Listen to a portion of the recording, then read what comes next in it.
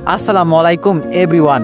ছুঁয়ে দিলে মন গল্পের দ্বিতীয় পার্ট। তো চলো বেশি কথা না কইয়া গল্প শুরু করা যাক। ভিড় ঢেলে ভিতরে গিয়ে দেখি সাদা কাপড়ে মোড়ানো একটা লাশ। আমার বুকের ভিতর কেমন জানি ধুকধুক করছে। পাশে দেখি মিলি দাঁড়িয়ে আছে, আমাকে দেখে তুবা কান্না জড়িত চোখে তাকিয়ে আছে। আমি সাদা কাপড়ে মোড়ানো কাপড়টা একটু সরাতেই ছিটকে 2 হাত দূরে গিয়ে পড়লাম। চোখ দিয়ে আপনা আপনি পানি পড়ছে।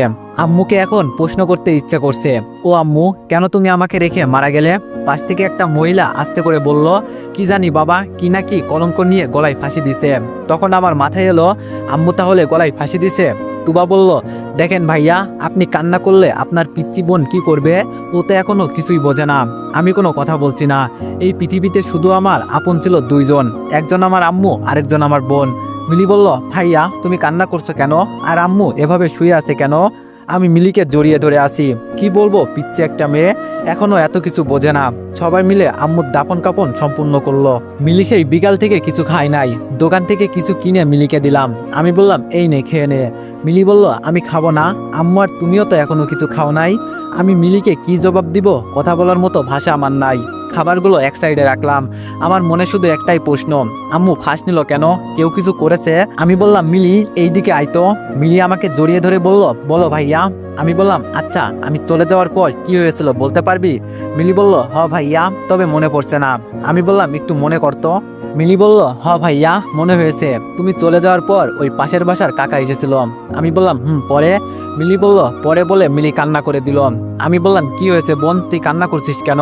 মিলি বলল, কাকা আসার পর আম্মু আমাকে জোর করে ঘর থেকে বাইর করে দিয়ে দরজা বন্ধ করে দেয়। অনেকক্ষণ দাঁড়িয়ে থেকে আমি কান্না করছি। আমি বললাম, কি বলছিস এইসব? মিলি বলল, ভাইয়া, আমার সব মনে আছে। আমি বললাম, কাকা যখন বের হয়েছিল তখন তার পরনে কি কাপড় ছিল? মিলি বলল, অনেকক্ষণ পর বের হয়েছে। তখন দেখি শার্টটা কাঁধে নিয়ে লুঙ্গিটা পরতে পরতে গেল, আর আমাকে বলে লক্ষ্মী একটা মেয়ে। আর আমি ভিতরে গিয়ে দেখি আম্মু শাড়ি পরছে। আমি যখন আম্মুকে বলি, আম্মু তোমার কাপড় খোলা কেন? তখন আম্মু কান্না করতে করতে বলল, মারে, তোদের দিকে তাকিয়ে আমি আমার জীবন দিয়ে দিলাম। অনেক ভালোবাসি তোমায় আম্মু। পরে আমি আম্মুকে জড়িয়ে ধরি, আর আম্মু আমাকে ছাড়িয়ে ধরে বলে, এতদিন ছিলাম পবিত্র, এখন তোর মা আর পবিত্র নেই, আমাকে ধরিস না আম্মু। আর বলে, তোর ভাইকে বলিস আমাকে যেন খারাপ মা না ভাবে। আমি তোদের জন্য আমার জীবন উৎসর্গ করে দিয়ে গেলাম। আর কিছুক্ষণ পর মা উপরে একটা দড়ি বাঁধে, আর আমি জিজ্ঞেস করি, এটা কি মা? আম্মু বলে, আমার বেঁচে থাকার অধিকার নেই। পরে যখন আম্মু গলায় দড়ি দেয়, তখন আমি জিজ্ঞেস করি, এইসব কি করছো আম্মু? উত্তরে বলে, তোদের ছেড়ে উপরে চলে যাচ্ছি। আম্মু যখন উপরে উঠে তখন পাগুলো কেমন জানি করছিল। আমি আম্মুকে বলি, কি হয়েছে আম্মু তোমার? কিন্তু আম্মু কোনো কথা বলে না। তাই আমি ভয়ে পাশের বাসার তুবা আন্টিকে ডেকে নিয়ে আসি। আর আমি বললাম, আর বলতে হবে না বোন, সব বুঝে গেছি। আমার মাথায় এখন খুন চেপে আছে। রহিম কাকাকে ছাড়বো না। আমি আজকে রাতে ওর একটা ব্যবস্থা করব। সারা তোর কত বড় সাহস? মিলি বলল, ভাইয়া ভাইয়া, আম্মু তোমাকে একটা চিঠি দিতে বলেছে। আমি বললাম, কই? মিলি বলল, দাঁড়াও নিয়ে আনছি, লুকিয়ে রাখছি, কেউ যদি নিয়ে যায়। মিলি চিঠি এনে আমার হাতে দিল। প্রথমেই লেখা আছে, আমার প্রিয় ছেলে, আমাকে মাফ করে দিস, আমি খারাপ একটা মা। জানিস কেন এমন হয়েছি? আমিও তোর মতে বাঁচতে চেয়েছিলাম, কিন্তু পারলাম না। তোর রহিম কাকা আমাদের কাছে 1 লাখ টাকা পাই। বাবা, তুই তো একটা ছোট দোকানে কাজ করিস, যেই টাকা পাস সেই টাকা দিয়ে কোনো মতে সংসার চলে, তোর পড়াশোনার খরচ। এর জন্য 1 লাখ টাকা আনছিলাম, বলছি তুই কিছুদিন পরে দিয়ে দিবি। কিন্তু তোর উপর আমি আর চাপ দিতে পারি নাই। আর কালকে উনি আমাকে বলে টাকা মাফ করব। তবে কি বলবো বাবা, মানুষের চরিত্র তো খারাপ, কি করব বল? ছেলের দিকে তাকিয়ে নিজের জীবন কুরবান করে দিলাম, তাও তোরা সুখে থাক। বাবা, তোর কাছে একটাই অনুরোধ, আমাকে খারাপ মনে করিস না। তোর বোনকে কখনো কষ্ট দিস না বাবা, অনেক ভালোবাসি তোদের আমি। পারলাম না বাবা, মাফ করে দিস আমাকে। অনেক স্বপ্ন ছিল তুই বড় হয়ে কোনো সরকারি চাকরি করবি। আমি মানুষকে দেখিয়ে বলবো, দেখেন আমার ছেলে আজকে অনেক বড় অফিসার হয়েছে। কিন্তু সব শেষ হয়ে গেল।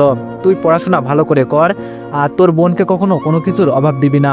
আমার একটাই মেয়ে, আর সাবধান তোর রহিম কাকুকে কিছু করিস না, আমার কসম। বাবা, এখন ওদের সময়, একটা কথা বলি, এখন সময় ওদের, আমাদেরও সময় আসবে। আর আশা করি তুই ভালো থাকবি।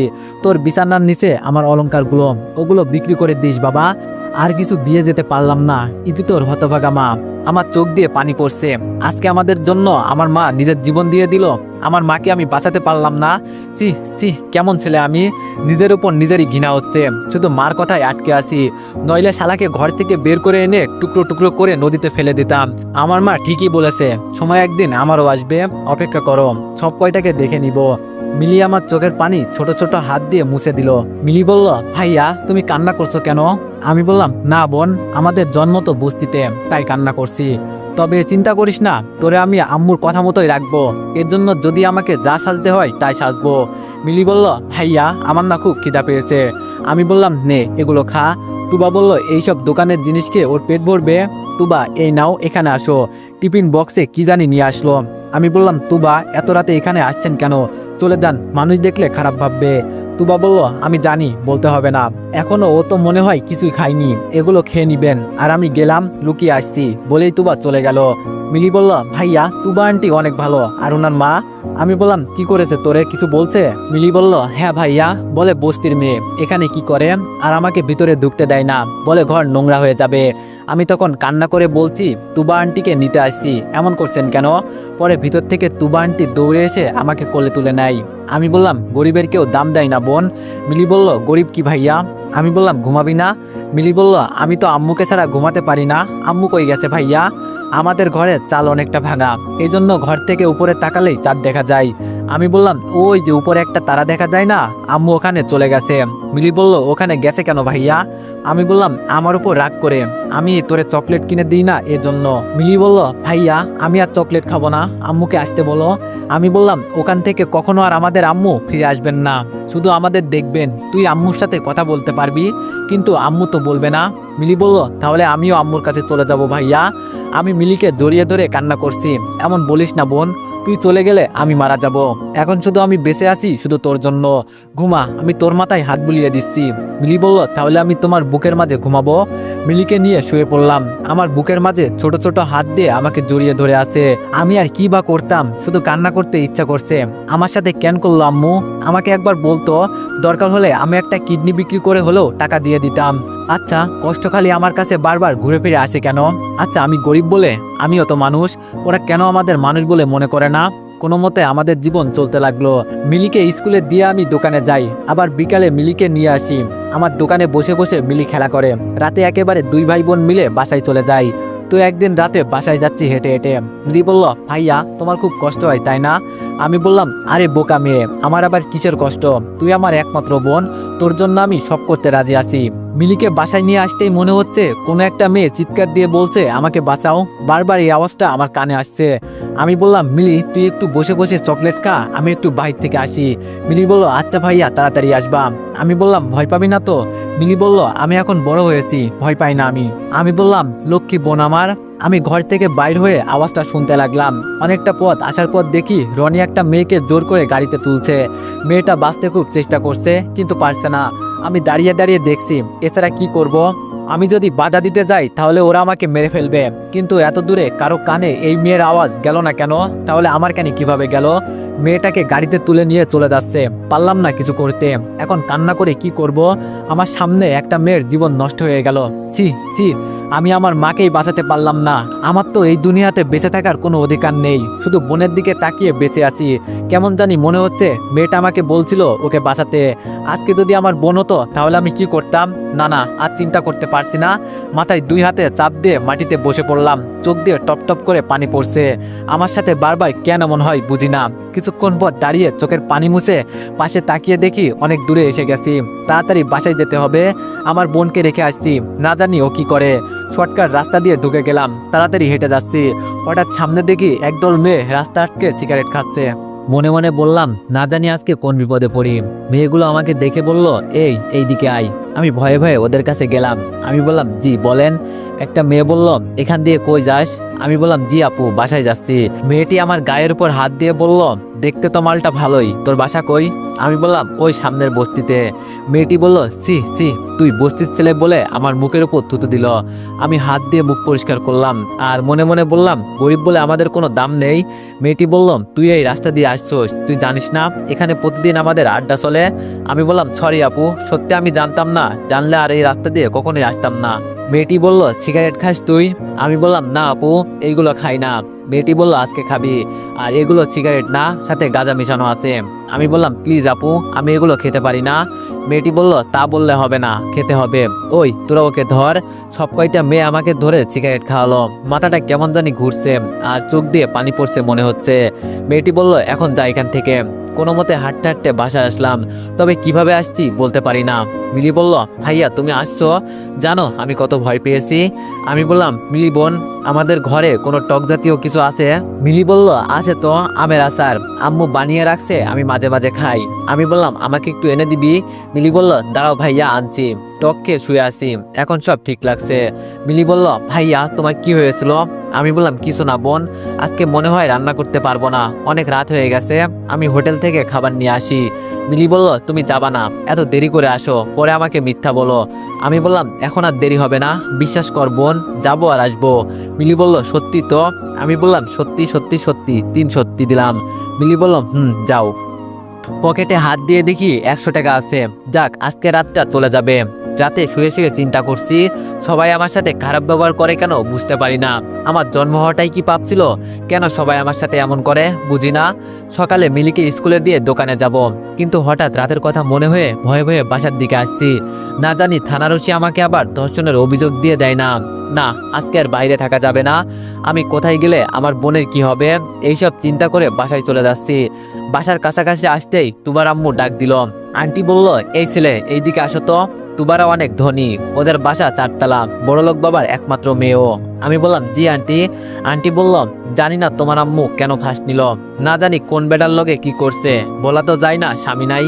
আমার হাতটা ছিল রডের উপর, এমন ধরে রডটা চাপ দিলাম, হাতটা সামান্য পরিমাণ কেটে গেছে। বুঝতে পারছি তুবার মা যদি না হতো তাইলে এখানে শরীর থেকে কল্লাটা আলাদা করে ফেলতাম। রাগে আমার শরীর জ্বলে যাচ্ছে। আন্টি বলল, সে যাই হোক, তোমার আম্মুর কাছে আমি 5,000 টাকা পেতাম, তোমার পড়াশোনা করতে নিছিল, বলে ছেলে চাকরি পেলে দিয়ে দিবে।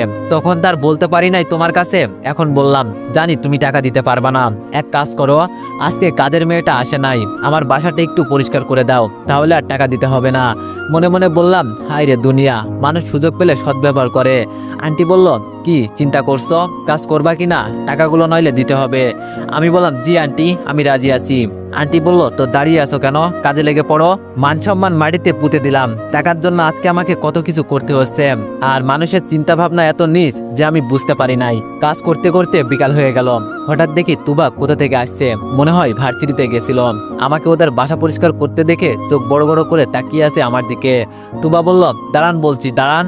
আমি বললাম, জি বলুন। তুবা বলল, আপনাকে কে এসব করতে বলেছে? হ্যাঁ। আন্টি বলল, আরে মা, আমি বলেছি, ওর মার কাছে আমি 5,000 টাকা পেতাম, টাকা তো আর দিবে না এজন্য। তুবা বলল, আম্মু তোমার মাথা খারাপ হয়ে গেছে, টাকার জন্য তুমি সি সি সি, আর আপনি যান, আপনার সাথে আমি পরে হিসাব করব।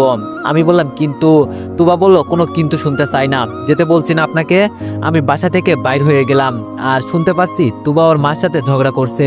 আসলে মেয়েটা ভালো আছে, আর মাটা একদম ডাইনি বুড়ি। কিভাবে যে ওনার পেট থেকে এই মেয়েটা হলো এখন আমার সন্দেহ হয়। চিচি, কি যে চিন্তা করছি না আমি। থাক, সেই সব কথা বাদ দিই। আম্মুর ঋণ পরিশোধ করতে পারছি, এটাই অনেক।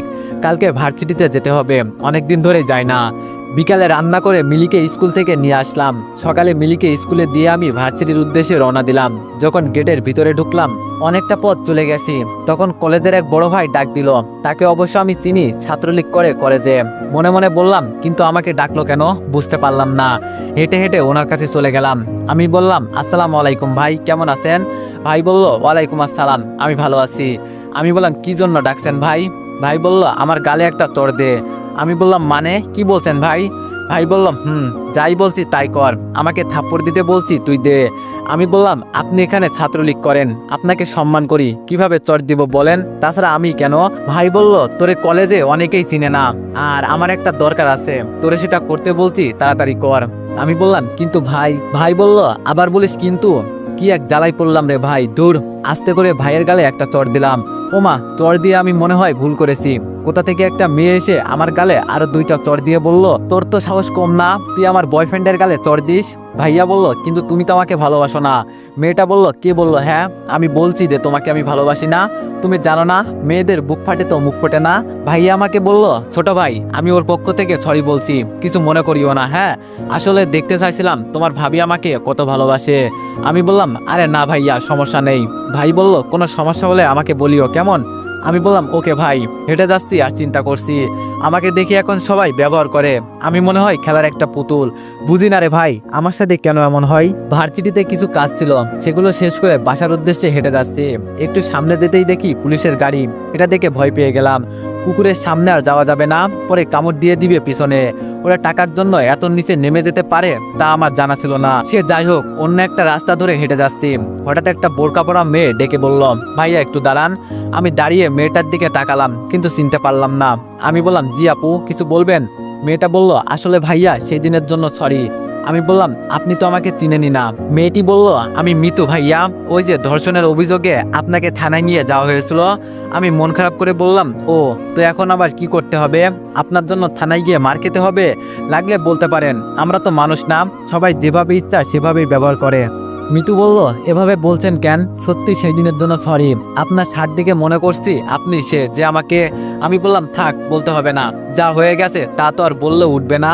মিতু বলল, ভাইয়া আপনি অনেক ভালো মানুষ। আমি একটা মুচকি হাসি দিয়ে বললাম, মানুষে আমাকে খারাপ বলে আর আপনি ভালো বলছেন, বুঝলাম না। মিতু বলল, সেই দিন আপনি আমার জন্য কত মার খেলেন, তাও আমাকে কিছু বললেন না। আমি বললাম, আপনি তো আর ইচ্ছা করে করেন নাই।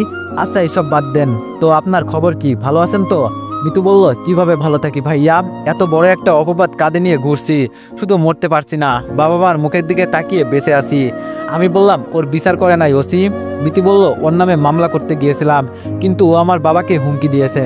আমি বললাম, বুঝতে পারছি, বড় লোকের কোনো বিচার হয় না জানেন। মিতু বলল, আমি যদি পারতাম তাহলে ওকে নিজের হাতে কুপিয়ে মারতাম, এটাই আমার একটা শেষ ইচ্ছা, আর কিছু চাই না। আমার ভাই বলে কান্না করে দিল। আমি বললাম, আপনার বিষয়টা আমি বুঝতে পারছি, দেখেন কান্না করবেন না, আমি চেষ্টা করব, আপনার নম্বরটা আমাকে দিয়ে যান, কখনো যদি ওর সাথে দেখা হয়। মিতু বলল, ভাই আপনার পায়ে ধরি, ওকে মারতে পারবেন? প্রয়োজনে যত টাকা লাগে আমি দিব। আমি বললাম, জানেন আমার আম্মু সবসময় একটা কথা বলতো, সময় এখন ওদের, একদিন আমারও সময় আসবে, সেদিন সব হিসাব নিয়ে নিব, চিন্তা করবেন না। মিতু বলল, আপনার বাসা কোথায়? আমি বললাম, সামনের বস্তিতে থাকি। মিতু বলল, কি, আপনি বস্তিতে থাকেন? আমি বললাম, ঘৃণা করেন বুঝি আপনিও? মিতু বলল, সিসি ভাইয়া কি যে বলেন, আপনার মতো তো মানুষই হয় না। আমি বললাম, আচ্ছা কোথায় যাবেন? মিতু বলল, ভার্সিটিতে যাব একটু। আমি বললাম, ওকে যান, আমি বাসার দিকে যাব। মিতু বলল, আচ্ছা ভালো থাকবেন ভাইয়া, আরেকদিন দেখা হবে। মিতু হেঁটে হেঁটে চলে যাচ্ছে। মনে মনে বললাম, সবাই দেখি প্রতিশোধ চাই, হাই রে আজব মানুষ, মনটা চাইতো আমারও সব কয়টাকে মেরে ফেলি, শুধু রাগটা নিয়ন্ত্রণ করতেছি। যেই দিন এই রাগ প্রকাশ করব না, সেই দিন সামনে কেউ দাঁড়াতে পারবে না। বাসায় এসে বিকালে খাবার রান্না করে মিলিকে স্কুল থেকে বাসায় নিয়ে আসলাম। রাতে মিলিকে নিয়ে শুয়ে আছি, এই 9টার মতো বাজে। মিলি বলল, ভাইয়া আজকে মনে হয় বাইরে অনেক ঠান্ডা পড়ছে না রে? আমি বললাম, যা বাইরে গিয়ে দেখাই কেমন ঠান্ডা লাগে। মিলি বলল, ও মা গো, আমি যাব না, কম্বলের নিচে এত ঠান্ডা, না জানি বাইরে কত ঠান্ডা। আমি বললাম, তো ঠান্ডা লাগছে? মিলি বলল, না ভাইয়া আমার তো খুব গরম লাগছে। আমি বললাম, ও মা তাই নাকি, তাহলে বলিস কেন ঠান্ডা? মিলি বলল, না মানে আমি মনে করছি বাইরে ঠান্ডা লাগে এজন্য। আমি বললাম, ওরে বাটপার। হঠাৎ শুনলাম দরজায় টক টক করছে। মিলি বলল, এখন আবার কি আসলো? আমি বললাম, যা বোন দেখ তো কি আসলো। মিলি বলল, আমি পারবো না বাবা, পরে আমার ঠান্ডা লাগবে, তুই যা। আমি বললাম, আচ্ছা শুয়ে থাক। মিলি বলল, এটাও পারবো না। আমি বললাম, তাহলে কি করব বল, তোরে নিয়ে আর পারি না। মিলি বলল, আমাকে কোলে নে। আমি বললাম, আচ্ছা কথা বলিস না আর, আই।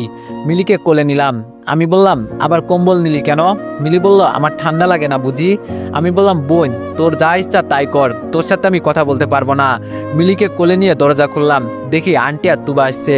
তুবাকে দেখেই মিলি তুবা আন্টি বলে লাফ দিয়ে তুবার কোলে চলে গেল। তুবা বলল, এখন যদি পড়ে যেতে? মিলি বলল, আমি জানি আন্টি আমাকে পড়তে দিত না, ঠিকই ধরে নিত। আমি 2টা চেয়ার দিলাম, আন্টি আর তুবা বসলো। আমি বললাম, আন্টি চিন্তা করবেন না, কয়েকদিনের ভিতরে আপনার টাকা আমি দিয়ে দিব। তুবা বলল, এই আম্মু তোরে কি বলে আগে তো শুনবি, আগ বাড়িয়ে কথা বলিস কেন? আমি বললাম, জি আন্টি বলেন। আন্টি বলল, আসলে বাবা আমি সেই দিনের জন্য সরি।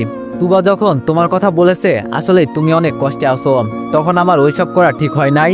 সরি বাবা, মাফ করে দিও, জানো তো আমার অল্পতেই রাগ হয়ে যায়।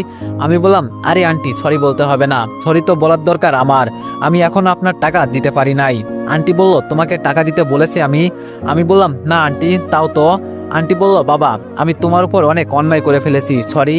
আমি বললাম, না আন্টি সরি বলতে হবে না, আপনি এই গরিবের বাড়িতে আসছেন এটাই অনেক। আন্টি বলল, তুমি চাইলে আমাদের উপরের রুমে তোমার বোনকে নিয়ে থাকতে পারো, ভাড়া দিতে হবে না তোমাকে। আমি বললাম, আরে না না আন্টি, কি যে বলেন, আসলে আন্টি আমার আম্মু শেষ স্মৃতি নিয়ে আমি বাঁচতে চাই। আন্টি বলল, সে যাই হোক, যখন তোমার মন চাইবে তখন গেলেই হবে। এখন আমার একটা প্রশ্ন।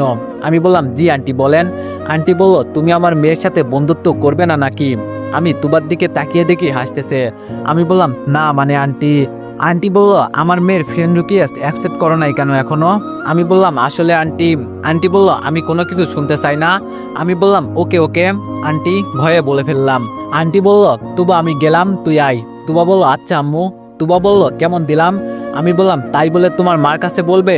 মিলি বলল, ভালো করেছে। তুই আন্টিকে ফ্রেন্ড করে নিলে কি হয়? আমি বললাম, চুপ, তুই কথা বলবি না। মিলি বলল, উচিত কথা বললেই দোষ। আমি বললাম, আসলে তুই কি আমার বোন? তুবা আর মিলি মিলে হাসতেছে আমার কথা শুনে। আমি বললাম, আপনার মা আপনাকে একা একা রেখে গেছে, ভয় করে না? তুবা বলল, কিসের ভয়? আপনি তো আমার ফ্রেন্ড। আমি বললাম, ও আচ্ছা, এখন যান, ঘুমাবো। তুবা বলল, যান কি, যা বল। আমি বললাম, আমি পারবো না, আমার দ্বারা হবে না। তুবা বলল, বলতে বলছি না। আমি বললাম, আচ্ছা ভাই, তুই এখান থেকে যা, হয়েছে? তুবা বলল, এই তো গুড বয়। মিলি বলল, আন্টি আজকে আমি তোমার সাথে ঘুমাবো। তুবা বলল, আমাকে আন্টি বলা বাদ দিবি? আন্টি বললে নিজেকে কেমন কেমন জানি বুড়ি লাগে। আমি বললাম, আপনি তো আন্টি। আচ্ছা আন্টি, এখন যান। তুবা বলল, তোরে দেখে নিব পরে। মিলি বলল, বাই ভাইয়া, তুমি একা একা ঘুমাও। আমি বললাম, আরে যা যা, সময় আমারও আসবে। তুবা বলল, দেখা যাবে।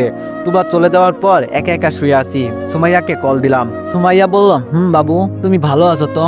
আমি বললাম, আমি অনেক ভালো আছি। তুমি তো আমাকে একটুও কল দাও না। সুমাইয়া বলল, কই দিই না, আমি তো সবসময় তোমার কথা চিন্তা করি। আমি বললাম, জানি জানি, বলতে হবে না। এখন কি করো? সুমাইয়া বলল, এই তো শুয়ে আছি। আমি বললাম, তোমাকে দেখতে খুব ইচ্ছা করছে। সুমাইয়া বলল, সত্যি? আমি বললাম, সুমাইয়া বলল, তাহলে এক কাজ করো, কালকে বিকালে আমাদের 5 বান্ধবীর একটা পার্টি আছে, তুমিও আসো। ওদের সব বয়ফ্রেন্ড আসবে আর তুমিও আসবে। আমি বললাম, আসতেই হবে? সুমাইয়া বলল, কালকে যদি কোনো উল্টাপাল্টা হয় তোমার সাথে আর জীবনও কথা বলবো না। আমি বললাম, আচ্ছা বাবা, বিকালে সময় মতো চলে আসবো, তুমি ফোনে লোকেশন পাঠিয়ে দিও। সুমাইয়া বলল, সেটা তোমার বলতে হবে না। আমি বললাম, খাওয়া দাওয়া করছো? সুমাইয়া বলল, তোমার ঠোঁট দুটো খেতে খুব ইচ্ছা করছে। আমি বললাম, যাও, কি সব বলো না তুমি? সুমাইয়া বলল, কেন, লজ্জা করে বুঝি? আমি বললাম, তো এমন কথা কেউ বলে? সুমাইয়া বলল, আমি বলি। আমি বললাম, আচ্ছা, ফোন রাখি, ঘুমাবো এখন। সুমাইয়া বলল, এত তাড়াতাড়ি? আমি বললাম, সুমাইয়ার সাথে কিছুক্ষণ কথা বলে ফোন রেখে দিলাম। সকালে রেডি হয়ে দোকানে গেলাম। আজকে মিলি আর স্কুলে যায় নাই। তুবার সাথে ঘুরবে নাকি? বিকাল হতেই বাড়িতে চলে আসলাম। তোমাদের বাগানে গিয়ে দেখি তুবা আর মিলি বসে আছে। মিলি বলল, ভাইয়া আজকে তাড়াতাড়ি এসে গেলি যে? আমি বললাম, এক জায়গায় যাব। এই নে মিলি, তোর চকলেট। মিলি বলল, আপুর চকলেট কই? হ্যাঁ। আমি বললাম, এক রাতেই আন্টি থেকে আপু হয়ে গেল, ভালো ভালো, এই নেন, আপনার জন্য আনছি, মন খারাপ করতে হবে না। তুবা বলল, ধন্যবাদ। হঠাৎ ফোনে একটা মেসেজ আসলো, সুমাইয়া লোকেশন পাঠিয়েছে। এই জায়গাটা তো আমি চিনি, এখানে একদম নিরিবিলি পরিবেশ, কিন্তু এখানে গিয়ে কি করব?